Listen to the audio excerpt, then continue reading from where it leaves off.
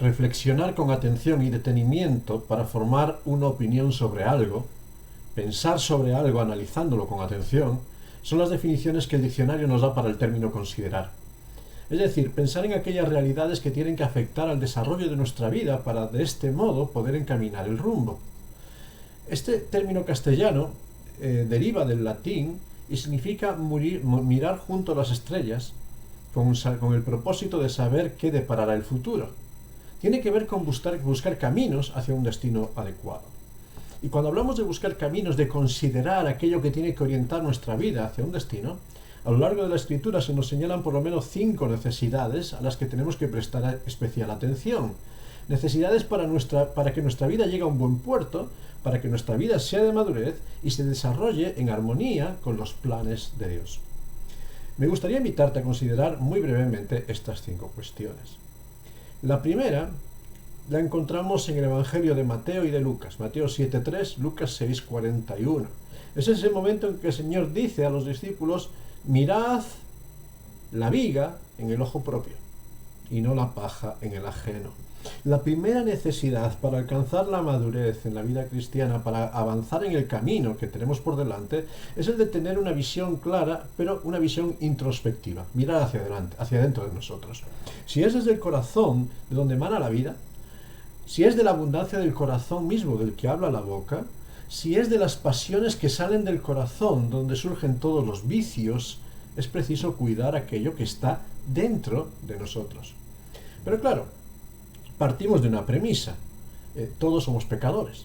Es decir, en todos y cada uno de nosotros existen vigas y fallas que nos impiden tener una visión clara de la vida. No son las fallas de otros en las que tantas veces nos excusamos, no es la negligencia de otros, no es la hipocresía de otros lo que nos impide avanzar. Simplemente es aquello que anida en mi corazón, aquello que no estoy dispuesto a reconocer y a soltar lo que está lastrando mi vida.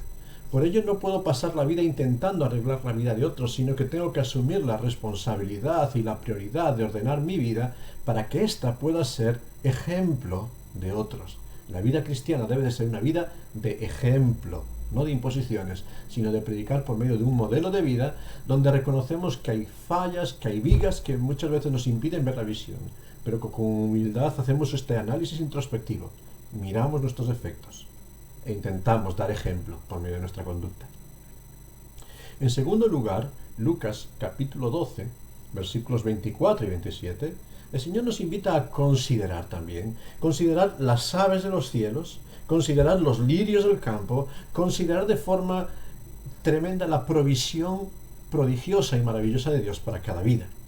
Son muchas las necesidades que inundan todas las vidas en este tiempo, y es necesario en medio de estos tiempos considerar con claridad la fidelidad de Dios para proveer para cada instante del camino de la vida. Los afanes de esta vida en muchas ocasiones son obstáculos para tener un compromiso claro con las demandas de Dios. Con frecuencia estamos anteponiendo y nos encontramos anteponiendo cosas de esta vida a las cosas de la eternidad. Y Dios quiere invitarnos a recordar constantemente que Él es el creador de todas las cosas. Él es fiel en proveer para las necesidades de sus criaturas. Él es fiel para proveer lo que mi vida necesita en cada instante.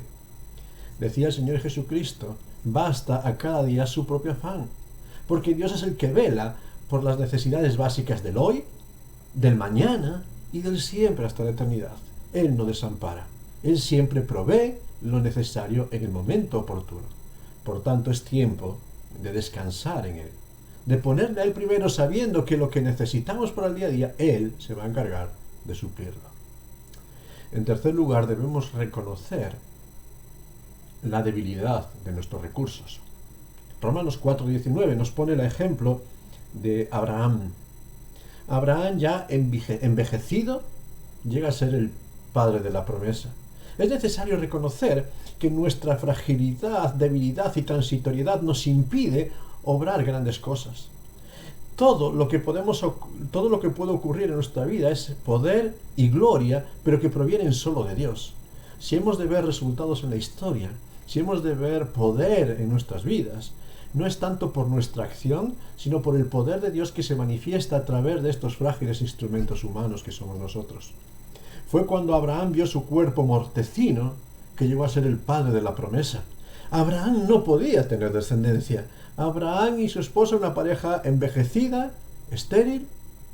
Sin embargo, el poder de Dios superó todos los obstáculos. Fue un Pablo de cuerpo debilitado y muchas limitaciones físicas que llegó a ser el heraldo de los gentiles. Fue Moisés, aquel hombre con problemas quizás de tartamudez y de falta de comunicación y de baja autoestima, el que fue enviado a Faraón para liderar el pueblo de Israel en la liberación de Egipto. Fue David, el menor de su casa, el gran rey, que realmente marcó la diferencia en la historia del pueblo de Israel durante mucho tiempo. Y estas realidades se siguen manifestando a lo largo de la historia. Dios no ve las cosas como los hombres las ven. Dios no ve nuestras capacidades y nuestros recursos porque no los necesita. Él ve la disposición de corazones entregados para servirle. Es de este modo que solo podemos clamar: Dios, haz un milagro en mí. Dios, haz milagros en esta tierra. Porque yo, igual que Abraham, estoy debilitado. Yo, igual que Abraham, estoy incapacitado. Pero el poder de Dios se manifiesta en medio de la debilidad. En cuarto lugar, Hebreos 3, versículo 1 nos dice: considerad a Cristo. Considerad a aquel que es hecho sumo sacerdote, aquel que es hecho ministro y profeta de todas las bendiciones para nosotros. Porque si todo depende de Dios, si todo lo que podemos ver en nuestra vida viene de Dios, nuestro sustento, nuestro cuidado, depende de la fidelidad de Dios, si realmente somos débiles y solo podemos esperar un milagro de Dios, tenemos que ver a aquel que Dios ha puesto delante de nosotros como referente. Cristo es quien nos acerca a Dios, es nuestro sacerdote. Cristo es quien nos habla de Dios, es nuestro profeta. Él es quien nos muestra el camino a transitar. Él es la verdad de Dios revelada a la humanidad. Es seguir a Cristo nuestra meta. Con los ojos fijos en Él, sin distraerse con las cosas de la vida, llegaremos a buen puerto. Es anteponer las cosas de Cristo a las cosas de la carne. Es anteponer dedicar tiempo a Cristo que dedicarlo a mis sueños. Es anteponer que Cristo sea engrandecido a que yo sea reconocido. Solo Cristo merece toda la gloria. Solo Cristo merece ser escuchado. Y por lo tanto es a Cristo a quien debemos proclamar en cada instante. Porque solamente Él es fuente de vida. ¿Sabes? Una mirada introspectiva en estos 4 puntos. Una mirada introspectiva hacia la viga que hay en nuestra vida, nuestras fallas. Una mirada introspectiva hacia las necesidades que hay en nuestra vida y la provisión que viene de Dios. Una mirada introspectiva hacia los afanes que a veces nos agobian y nuestra necesidad de confiar en Dios. Una mirada introspectiva para poner a Cristo como el centro de nuestras vidas, como la meta. Pero la quinta necesidad es una mirada hacia afuera también. Una mirada hacia la comunión de la fe. Hebreos 10:24 nos dice: considerémonos los unos a los otros. Consideremos esta familia, y más ante las urgencias de estos últimos días, y más cuando veis que aquel día se acerca, dice Hebreos 10:25. En esta búsqueda necesitamos mirar hacia afuera, necesitamos ver hacia las necesidades de otros. ¿Sabes? Una de las grandes necesidades en la historia de la humanidad, una de las grandes carencias como consecuencia del pecado han sido los conflictos fraternales. El primer reflejo lo encontramos en Caín y Abel, estos 2 hermanos. Y cómo Caín, por envidia, por avaricia, por orgullo, por arrogancia, mata a su hermano porque se sentía mal. A lo largo de la historia de la humanidad hemos visto cómo toda nuestra historia está jalonada por las heridas causadas en la humanidad por el gran depredador de la humanidad. Y este no es otro que el propio ser humano. El ser humano es el destructor de sus propios hermanos. Y por eso se hace pertinente aquella pregunta con la cual Caín pretende excusarse delante de Dios. ¿Soy yo acaso guarda de mi hermano? Génesis 4:9. ¿Soy yo acaso guarda de mi hermano? Y la voz celestial, la voz de Dios, resuena con total claridad y con poder delante de nosotros para decirnos: sí, sí somos guardas de nuestros hermanos. Sí que tenemos una responsabilidad de ayudar a nuestros hermanos a seguir en el camino. Sí que tenemos la responsabilidad de dar ejemplo por medio de nuestra vida. Sí que tenemos la responsabilidad de ser un referente del modelo de vida de Dios. En la vida cristiana no somos llamados a ser seguidores más que de Cristo. Y sí que tenemos la responsabilidad de abrir caminos para que otros puedan acercarse a esta meta, que es Cristo. Esta es una tarea urgente y apremiante, y sobre todo cuando anticipamos la venida del día del Señor. La fuerza del cuerpo Es la que nos une, la que nos vitaliza y nos refuerza para esperar. Sin embargo, a lo largo de la historia, esta fuerza del cuerpo, esta fuerza que es la Iglesia, ha sido atacada por el diablo de muchas formas. Ha sembrado discordias, ha sembrado disensiones, ha producido divisiones y escisiones de todo tipo. Ha producido que la Iglesia sea un cúmulo de células inconexas, dispares, donde unos no se hablan con los otros y hay muchas rencillas. Y esto el diablo está contento, que no seamos capaces de entendernos ni de unirnos. La fuerza del cuerpo está en la unidad. Y en esto sabrán que sois mis discípulos, que seáis uno, en que tengáis amor los unos para con los otros, dice el Señor Jesucristo, y sin embargo estamos dispersos, separados por cuestiones de formas, de credos, de ideologías o de nacionalismos, separados por tonterías humanas que han hecho dividir la fuerza del pueblo de Dios. Y el Señor nos dice: considerémonos los unos a los otros, para estimularnos, para exhortarnos, para unirnos, para fortalecernos, y más cuando veis que aquel día se acerca.